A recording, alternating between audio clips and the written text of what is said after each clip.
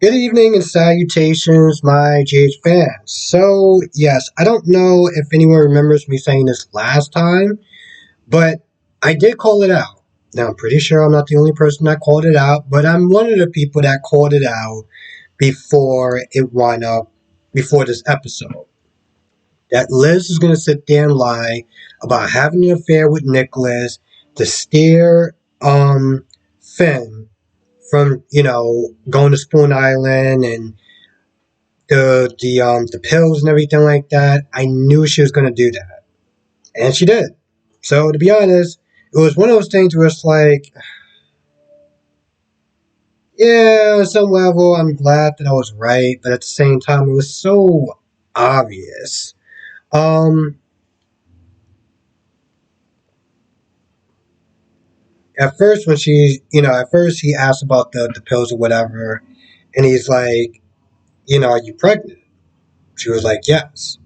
And of course, she said that Nicholas was the father, and Finn was like, I still gotta sit there and try to track down Esme. I still think that she's on Spoon Island.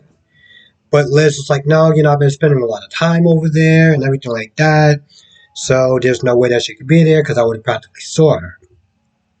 He was like, all right, cool. And he walks off, right? He walks off. He's mad, he's pissed off, he's angry. Whatever adjective you want to use, that's what he is.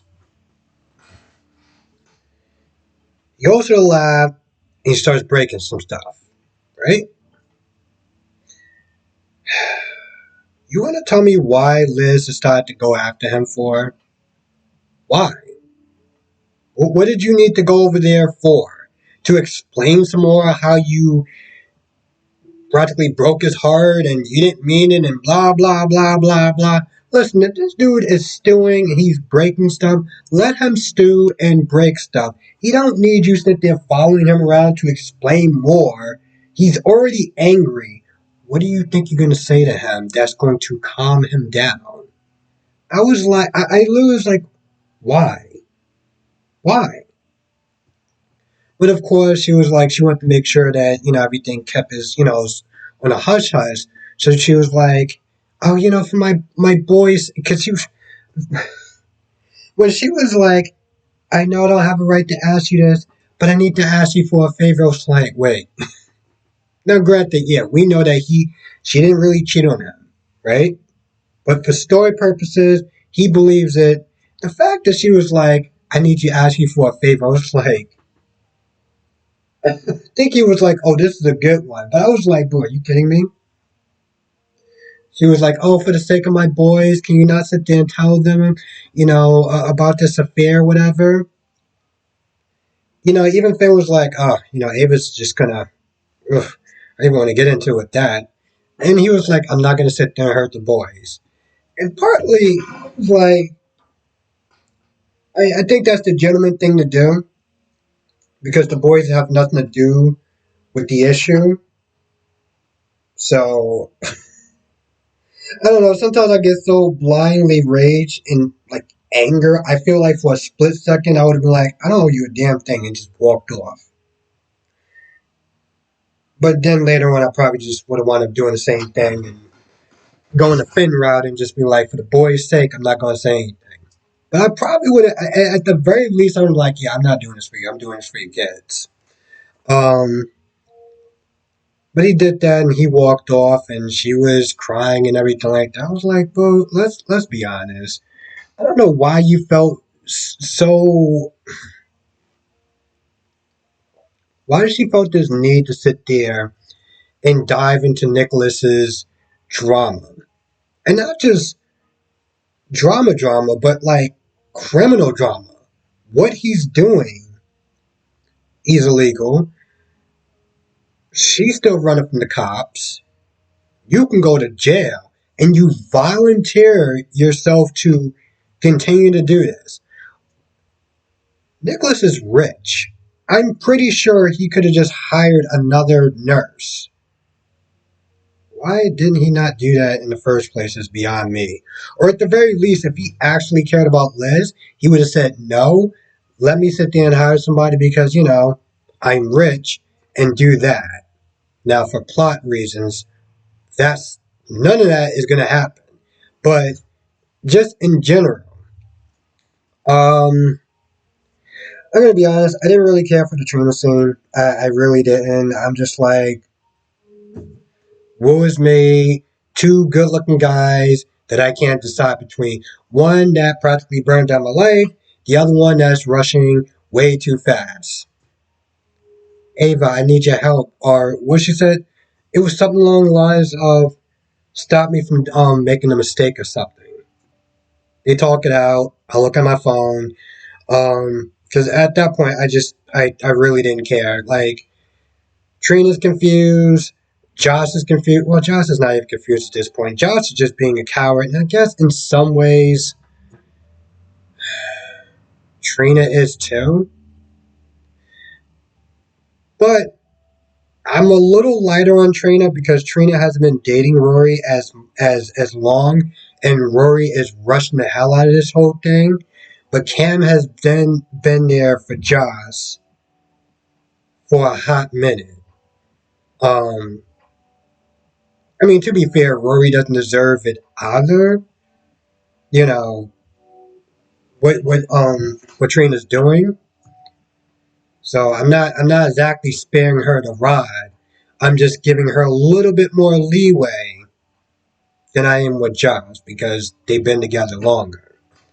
Anyway, after the whole "woe is me" talk, um, she starts to she winds up texting um, Spencer, and Spencer feels a lot better because Spencer walked in the castle. It is a castle. Walked in the castle, started drinking, talking to Nicholas. And at first, because Nicholas just finished seeing Esme, and they're talking about he came upstairs with some tiny little cheap Christmas tree. It's like, bro, let's not get that shit. I mean, granted, he did sit there and say that you're nothing but cargo. I'm like, come on, you're rich. And you can do a little bit better than that. You at that point you might have just got like one long little bush and a little star and just said, all right, good luck. Just do something with that. I mean, it wasn't really that much better. We went downstairs, saw Spencer drinking. At first, they argue a little bit, but Spencer needs to talk to somebody.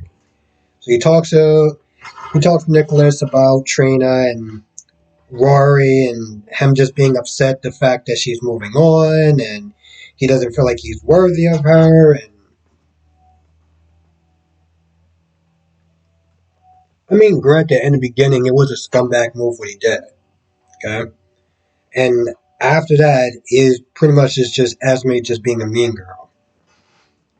He felt like he's unwanted, and Nicholas is like, hey, just hang in there, be persistent, don't give up. And even though that Spencer's not there, just being mean to Nicholas and stuff like that, towards the end, he did smile at him because it started to work out. Now, I'll sit there and say that.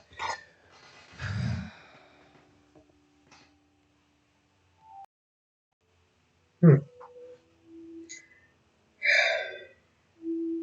That scene is a little kind of odd when you look at it. When you sit there and you watch the end of it, and there's pieces that doesn't seem like it really fits together. So Carly, well, Drew is meeting that woman from the commune to sit there and try to find that information. Long story short, she practically says it's dead end. The mother was named Joan, or I think her name was Joan, and she died of DOA. Carly is walking around like she's trying to find this woman before she talks to Drew, but instead runs into Willow because Willow sneaked away from Michael. Michael had to cancel plans. So the way that Carly was walking around, so Willow was like I'm caught, like I was Smithy trying to get somewhere before she stopped me. So she sits down, they start talking or whatever, and I'm not gonna lie, it was kind of boring a little bit. I mean, it's just you're looking at this whole scene, and Carly's still lying. Well, it's boring for a couple of reasons. For me personally, Willow's still lying to Carly about her sickness. Carly's still lying to Willow about her mother. And although we can all sit there and play devil's advocate and be like they both have good reasons, at the end of the day, they're still lying and it's still just drawn out. So towards the end of this scene, Drew, Drew comes in. He's like, I got some news about the search with your parents or whatever. So Carly's like, no, I'll leave a little bit. I'll give you two some time to talk or whatever. And towards the end, Carly goes up to the woman. I think her name is Denise or something like that. And, pretty much Carly got to this woman before Drew did. Must have paid her whatever money that she had left to, keep her quiet. And, you're looking at this whole scene, right? And there's going to be a lot of people that's going to be bashing Carly like there was no tomorrow. Carly's this and Carly's trash and yada, yada, yada, yada, yada. Now, Carly doesn't know that Willow needs this bone marrow. Okay? She just thinks that she's doing it for the right reasons because Harmony said it's not a good idea, and Willow was like, I don't want to know who my birth mother is. So those two things, and plus, let's be honest, the fact that she doesn't like Nina, that's a factor in there somewhere. I know it is the reasons why she is so sound on keeping, this whole thing a secret. But you're still just like, you're still just like, wow, Carly, it's trash. It's like part of me's calling her trash, but the other part of me's like, eh, she doesn't know. So I'm giving her a bit of leeway. Now, granted, of course, if she dies, then it's not really going to matter. But I don't want to sit there and spoil it for people. Let's just sit there and say, do your own Google search. I'm not going to sit there and use the word research because if you watch my lives, you know what research actually implies. If you don't know, then come to my lives Monday through Friday, 8 p.m. Eastern, 5 p.m. Pacific, and we can talk all about it. Now, the last scene, because I did this review like 3 times, so I could have probably screwed up at some point. Um, and that is. I didn't talk about this. Talk about 1 second. Liz. So the last scene is or what I didn't talk about was Ryan and Heather pretty much confirming that Esme is their child. They get into a little bit of backstory. Heather explains her reasons why she didn't, why she didn't want to sit there and come forward and tell Esme that, she is her birth mother and the stigma of just being, the daughter of Heather Weber. And then towards the end, they decide to team up and try to find her because, after Ryan is like, I formed this bond with her. She's very clever and stuff like that. But, she's went dark. I haven't seen her in a while. And they're like, we're going to sit there. We're going to find her together. Now, Heather's like, what are you going to sit there and do in that chair? And, of course, Ryan gets up. Now, I'm sitting there thinking, well, if he was faking that he couldn't talk or he couldn't, like, move or whatever, like, say anything, what makes you sit there and think that he's faking being in a chair? Anyway, he gets up. They stand there. They're, like, hugging or whatever. And they look like two supervillains, to be honest. And it's a great scene. It's a great scene. It's among my favorites. Now, After Esme, gets this sad, pathetic looking tree. And I say sad, pathetic looking tree because, let's be honest, Nicholas could have did better. Okay? Could have did a little bit better than that. And, Esme's sitting there sad, wondering how she's going to get out of this situation. Dimitri, I think that's his name, and comes in and he gives her some gifts or whatever to decorate the tree. And right then and there, I'm like, Dimitri is going to be her ticket out of there. I mean, of course, Heather and Ryan are going to sit there and try to devise a plan to sit there and escape. But once they do, I feel like Dimitri is also going to be a ticket, Oh, poor Dimitri. I see this scene right now just playing out in my head, right? Ryan and Heather escape, and Dimitri is also trying to help Esme escape. At some point, Ryan or Heather or both of them wind up killing Dimitri, and Esme feels kind of bad, but she's also happy to escape. So I feel like Dimitri's gonna die. Just gonna call it now, just like I did with the whole Finn thing. I mean, just like I did with the whole Liz thing. Anyway, I feel like that's pretty much about it. I can't really think of anything else that happened. So with that being said, I'm gonna go. I want to thank you for watching. Be safe, and I'll see you in the next video.